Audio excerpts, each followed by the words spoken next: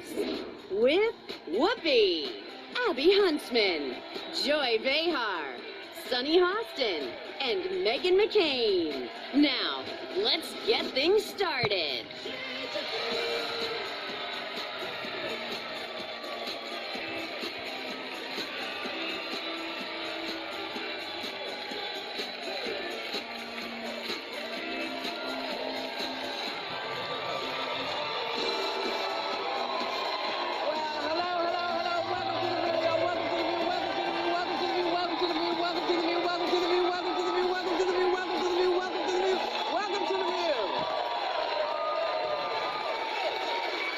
Joy is not here today. She'll be back probably on Thursday. If we're very good, she'll be back on Thursday. So this insanely disturbing fake video was shown at a conference of you-know-who supporters that was held at one of you-know-who's Miami resorts, and that superimposed his face onto a scene from the movie Kingsman, The Secret Service, and shows him violently killing his rivals like the Clintons, Barack Obama, Maxine Waters, John McCain, Sarah Sanders and Jr. were there at the event, but they said they weren't aware of the video, and the White House released a statement saying that the guy who lives there has condemned it. Now, he didn't come out and say it. Somebody said that he condemned it, okay? With all the Twitter stuff he does, he couldn't come out and condemn it himself. He had someone else do it. This together, and who thought this was okay to show to anybody? Yeah. Because it's horrific. Horrific. Yeah. Don't watch it, by the way. There are places you can. It was hard for me to find it. When I did, I regretted seeing just even a. It's vile. It is one of the most killing people in disgusting churches. things I've seen. I mean, it's yeah, it takes place. It is a horrific. Well, I mean, yeah, part of this is, and I've been getting into it on Twitter this morning with people over this, is that people are saying this is just free speech, you're being a snowflake, you're so sensitive. First of all, you're talking about sitting senators, and you're talking about Congress people, Maxine Waters, Mitt Romney, Adam Schiff, Bernie Sanders, President Obama, the Clintons, my father, you can't kill him again, but whatever, Rachel Maddow, Black Lives Matter, these are real people. Yeah. And so I always thought that if you, in the same way that if you make a threat against someone in office, I don't understand how this video is any different. Sarah Sanders, Don Jr., and the governor of Florida, by the way, Ron DeSantis, was at this event. I don't understand where we are culturally, where entertainment is showing doctored videos of killing fellow members of Congress and people you're working with every day. And anyone who wants to talk to me about free speech, I think as all of you know, I mean, I wanted to come on here and talk about the Joker a few weeks ago, but we never got to it. I am not someone who thinks that we can't have content in entertainment and writing, and that talking about violence is important. But this is an entirely different thing when you're using pictures of actual people who are still alive. And how easy for all of you judging me that I'm offended and upset by the video. You try doing this when some member of your family is continued to have this happen over and over and over again. And it doesn't seem to matter to anybody in Trump world whatsoever. And you conservatives on Twitter, if this were the opposite and it happened at an Obama event, you'd be screaming bloody murder. Okay, wait a minute. Hold on. It has happened, and everybody screamed bloody murder. Yeah. No one liked it when Kathy Griffin did her thing. Yeah. What is the difference between these things? See, either it works for the goose and then it works for the gander. If you're upset by it, this should be so insane to you. This is 2019. Where's the tweet? But it seems to me that it would be illegal. You look very good. You look very like, you know, sorry. I just thank you. On a positive note today. Thank you. I tried to do a special. My husband and my cousin is in the audience. My cousin's celebrating his 50th birthday. I didn't even realize. Happy birthday. Yeah. My first cousin, we were actually raised as siblings. It's his 50th birthday. Oh, right. Good to see you. I knew So go ahead. I didn't mean to interrupt. I think what for me this would be illegal because you know, wouldn't that tend to incite violence against these particular if something happens to one of these people because of this, and by the way, Steve Scalise was shot by someone, by a complete radical crazy person and almost died. This does happen. So the idea that we're just going to be casual about it and, oh, you're just being a snowflake, you're being sensitive. No. These are real people. And I'm sure Maxine Waters' family feels the same way I do right now. And Trump actually retweeted a very similar type of video. I think it was in 2007 when he was body slamming and punching Yeah, there was an image of a CNN logo, was like superimposed on it. And then we know that there was that man that had these death threats against people at CNN. The bomb threat. threat. But he also hit a golf ball at Hillary's head in one of his Yes, tweets in one as of well. those videos. Here's what I don't understand, though. That's not the same thing as shooting people with Glocks. But the president himself tweeted that video. I'm just saying the idea that it starts at the top. That's what we always say. He may not have seen this video or knew, but someone approved this video to be shown. You can't just put the video on your iPhone and have it show on a projector. Like it went through a chain somewhere at Mar-a-Lago. And if you were the president right now, you tweet. It was a pro-Trump event at the Doral, Miami. Okay, but if you are tweeting all day long and you can tweet about Dancing with the Stars, it is now 11 a.m. on the East Coast. We have not read a tweet yet from the president denouncing this, saying that this is vile. And that's why I say, where is the leadership? Because I'm just grateful my kids are too young to understand what's going on. But it's not even just about that, because I'm old enough to understand it, and everyone here is old enough to understand it. I think we're all sick of this. And again, it's a cultural issue. It's okay to show videos of doctored video of our president shooting other politicians in a church. In a pro-Trump event with Sarah Sanders, Don Jr., and the governor of Florida present. I don't care if you saw it, you didn't see it. No event I'm going to that would ever be accepted. So I don't care about kids growing up. I care about I do, but I care about the president right now. Because what about the rest of us who are processing this? Is it violent? And his supporters? It's disturbing? Do his supporters continue to support this kind of this is I why got into it this morning with a conservative writer about this. Yeah, this is what conservatives have to remember. If you don't think this is okay, that has to be the position you come from. Yeah. You can be a conservative and say, this is never okay. This is about human connection. We don't want anybody thinking this is a good idea. That's why people came down so hard on Kathy Griffin. That's why people came down so hard in all the other iterations where someone there was a play where Julius Caesar was dressed like President Trump and he was murdered on stage. I come out against that as well. I think murdering of all politicians in any form is violent and could inspire violence. And I don't say that about movies. I don't say that about cartoons. But you're talking about actual real life people and sitting members inciting violence against living people. Yes, it is. That and is he knows problematic better. here. And he knows, because this is this is why people have such a hard time. This has been his MO. He has said, it's okay, go ahead and do that. Well, either we stand up for it or we let it happen. If this is okay with you, if this is what you want the guy who's supposed to be leading your country to be doing, keep them in there here. And these people have extra security right now. Oh, yeah, they should. All the people here should have extra security right now who's been in this video. We'll be right back. Sexual assault allegations in his bombshell new book, Catch and Kill. And a brand new View Your Deal. We have to bring you like a really stupid piece of news because this is so unnecessary. So a Fort Worth, Texas police officer is on administrative leave after he shot and killed 28-year-old Tanya Jefferson through the window of her own home while she was babysitting her nephew. Now, I don't understand why, hey, put your hands up, I'm a law officer, because that's what, he was supposed to do. Put your hands up in the name of the law. Identify yourself. But then I look and I see Texas is going crazy because they walked a young man who had some mental issues down the street between two police officers on horseback with his hands tied. And then, of course, we know about 2019? About a couple of months ago. It is the Gene who was shot eating ice cream in his own apartment. Ice cream on his. So I have to assume that something is missing in Texas. Well, I just don't know what's going on with de-escalation training. Like, that would be my first question for these police officers, because in most situations like this, at least militarily, you're trying to de-escalate so it doesn't resort to violence. And he just shot a woman playing video games with her nephew in her home. I don't understand What's strange is that he was 8 years old, her nephew. Her neighbor called because their front door was open. Her neighbor was concerned for her welfare, and the police officer goes in her backyard and doesn't announce that he's a police officer, and she peers out of the window because she hears what could be an intruder in her backyard, and he shoots her through the window. And I mean, I think, you know, doesn't identify himself. It doesn't identify himself as a police officer.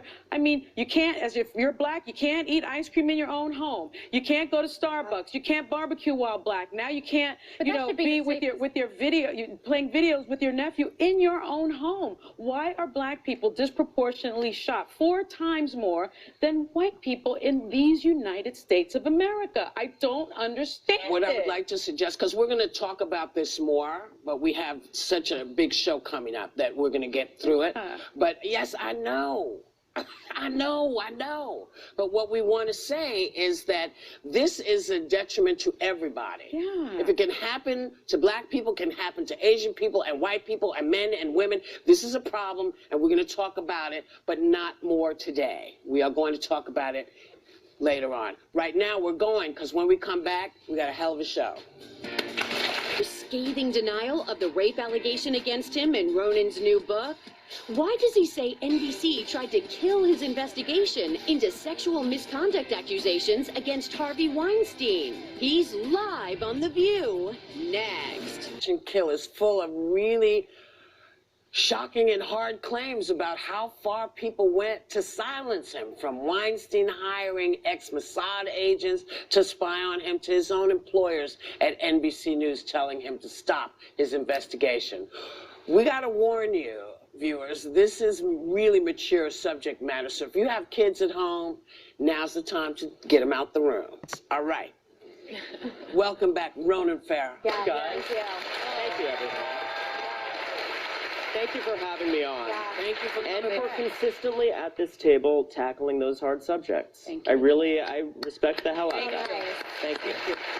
Well, I think we've all just been engulfed in this, and we got an early copy, so thank you for trusting us. First, I just want to thank you on behalf of all women in media. You're making it safer for us. Thank you, because Megan. it has been open season and Abby and I came from Fox. It's been open season for a really long time, and I know me and every woman I've talked to in this industry is really, really sick of it. So I just want to start, you're very brave. It means so much, and the people who are brave in this book are the sources. And ultimately, Whoopi's right, there's a lot of dark stuff in this book, but also it is again and again, I hope you guys found this, a hopeful story about brave people saying enough. Yeah. Well, we have a lot to get to, but let's start with the allegations about Matt Lauer.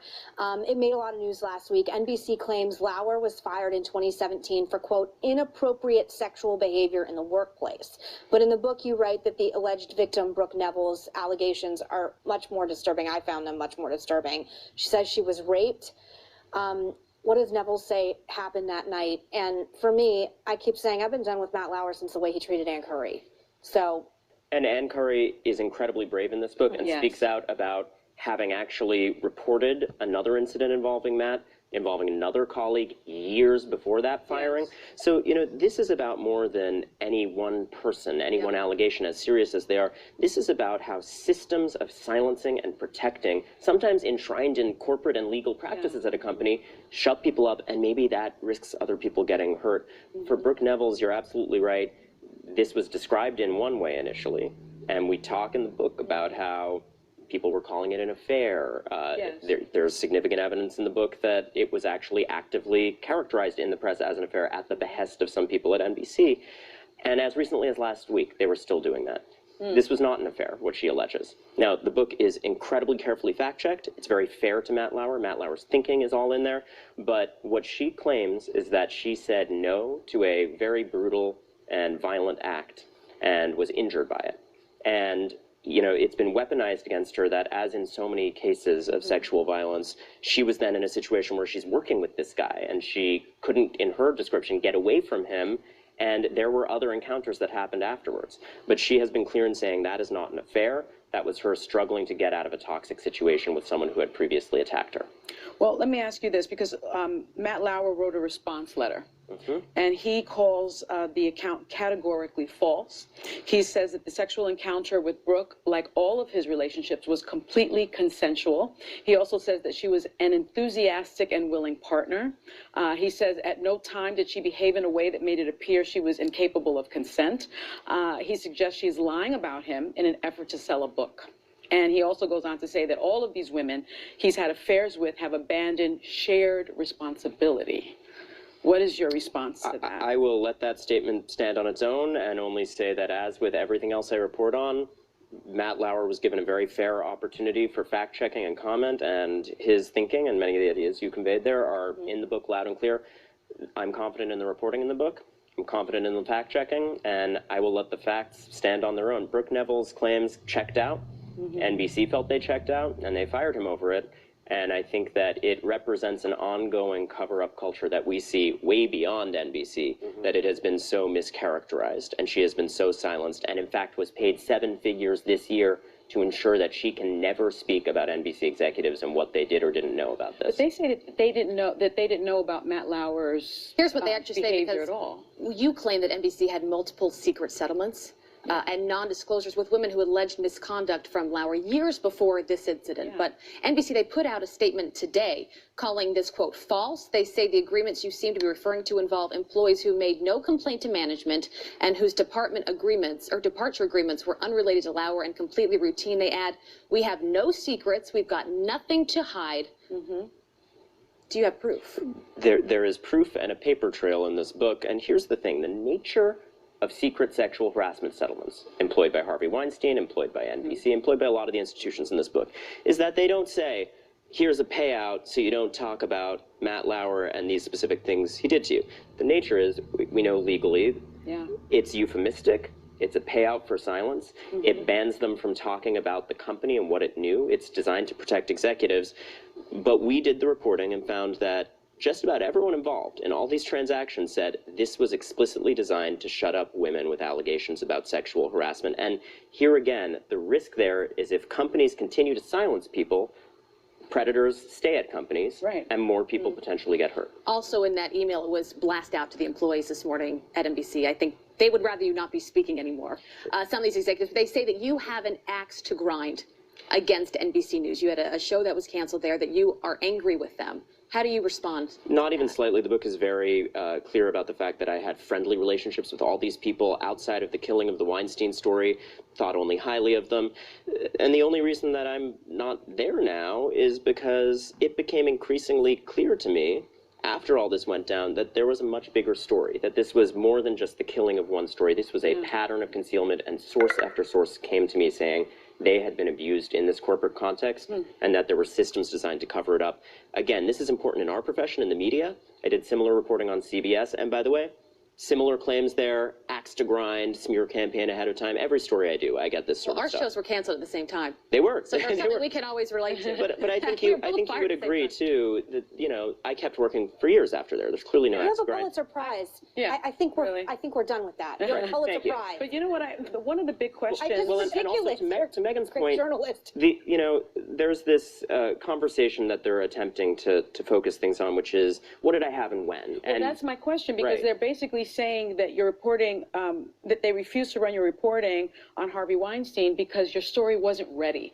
They also said that you had no accuser willing to have their name used on the record at that point, but you say that they ordered you to stop the investigation. So look, the headline here is I took that same reporting they're talking about and took it across the street to the New Yorker, and a few weeks later, we did have this Pulitzer Prize-winning reporting that, thank God, thanks to the bravery of sources, really sparked a huge impact. I think the reporting is unimpeachable and stands on its own. It is actually an outright lie to say that there weren't named women. There were 3 named women during the time that the story was at NBC. No draft had fewer than 2 women, and we had a recording, a police recording of him admitting to crimes. So I think the reporting stands on its own, but it is misdirection to make the conversation about that. The conversation is about the fact that they ordered a stop to so much as a single phone call about the story. This book answers why. Wow. You know, now I know you want to know more. So we're going to go, so you can go to the bathroom and come back. We'll be here when you get back. We're coming back with more with Ronan Farrow. Harvey Weinstein went to great lengths to keep this story under wraps. He hired Israeli spies to follow you and other reporters around. That's insane. Can you tell us about what that was like? And that is obviously insane. Trying to pressure you not to finish the story. I mean, look, I'm very careful when I tell this story to not do it in a way that's woe is me. I'm not a journalist in Pakistan or in Russia or any of the places where you just wind up dead if you go up against power. But it is true that even in this country, there are crazy, exotic, cloak and dagger tactics that get thrown at you if you go up against the wrong interests. In this case, Harvey Weinstein did, as you said, hire an Israeli private intelligence firm called Black Cube. They sent agents using false identities, posing as sources, posing as activists, trying to get to me and sources and wheedle out information and create secret recordings of us. They sent subcontractors to Russian guys who are big characters in the book and the plot that unfolds in it to stake me out and chase me. And here's the thing, on the one hand... You can't make this up. No. You can't make it up, and people keep saying now that they're reading it, like, oh, it's like a spy thriller, and it's easy to be glib about that, but in spy thrillers, they should not be directed at journalists in this country where we have the First Amendment. Well, you also write, and the book, by the way, is fantastic. Thank you, Sonia. It is fantastic. I have to say that. That Weinstein hired these secret operatives. They posed as victims or sympathetic reporters to trick accusers into trusting them. And one of their big targets was Rose McGowan. Rose McGowan, I think people will be outraged when they learn the full extent of what she went through. There was a secret undercover operative secretly recording her who infiltrated her life to the point where she thought they were close friends. And she said at one point, I can't trust anyone in the world but you, Diana, whose name was not Diana, who was working for this Israeli spy firm and passing recordings back to her alleged rapist. Oh my God. Unbelievable. Yeah. Reporters and victims were so afraid to cross Weinstein. You called a producer at one point, and the advice they gave you was to get a gun. Were there nights you went to bed and thought, is this worth it? Is living like this worth getting the truth out there? Well, here again, you know, we all are in this profession and we're not the story, ideally, right? We're talking about the story, and it's very awkward, and I talk in the book about my struggle where I didn't want to talk about this part of it because I wanted the focus to be on the sources who were so brave, and correctly we kept the focus on them for a long time. But as I learned that there was a whole community of reporters that were intimidated in this way, and as we enter this moment where the press is so embattled and so important to holding the powerful accountable in this country, I realized that's important to talk about. And yes, I was told to get a gun by several sources. I did move out of my home. I'll let what I say in the book stand. I did a little target practice, and I'm fine. I'm not that great a shot. But, you know, I moved out, and I was scared, and my mom was scared for me, and that's not as bad as it can get for reporters. Are you still scared? But it's, you know, I face a lot of intimidation. You see how smear campaigns rev up in a very personal way every time I break a big, tough story. But I have been so grateful that the public has rallied around this kind of reporting. I think just as sources are brave and they keep coming forward and saying enough, the public is saying enough at this point. Well, one thing that I just thought was horrible, that Harvey Weinstein did bring your sister, Dylan, into it. Yes. I thought that was beyond the pale, but he argued, Weinstein called your estranged father, Woody Allen. He also tried to argue that the situation with your sister, Dylan Farrow, who's accused Woody of molesting her, though Woody maintains his innocence, meant that you had an agenda. And he says to you on the phone, you couldn't save someone you love, and now you think you can save everyone. Look, when I do these stories, sometimes there is a very below-the-belt personal attempt to weaponize things like this, including really painful things in my past. The book is very honest about the fact that my sister and the bravery she showed in sticking to her guns on this story year after year inspired me and helped me understand how important this issue was. And I wasn't always perfect. I was at times the guy in her life saying, why can't you just move on? Why can't you shut up? And the book unpacks how I evolved from that and came to understand how important what she was doing was. Absolutely. Well, there's more to come. We will be right back with more from Ronan Farrow. It really is out of a novel, but one of them, a whistleblower, turned, right? He said, I think the quote is, I like to be able to read the news and not think someone's holding a gun to a reporter's head deciding what he writes. What happened? As I think I mentioned before, as many crimes and cover-ups are reported in this book, it is much more so about brave people who said enough, and he's one of those people. There are multiple twists in this plot where someone who has been surveilling me, tracking me, going up against me, develops a conscience and then says, I want to expose this. And this character, Igor Ostrovsky, is really interesting in particular because he grew up in the disintegrating Soviet Union and talks about knowing what it's like to be in a police state where there's no freedom of press and powerful people control the press.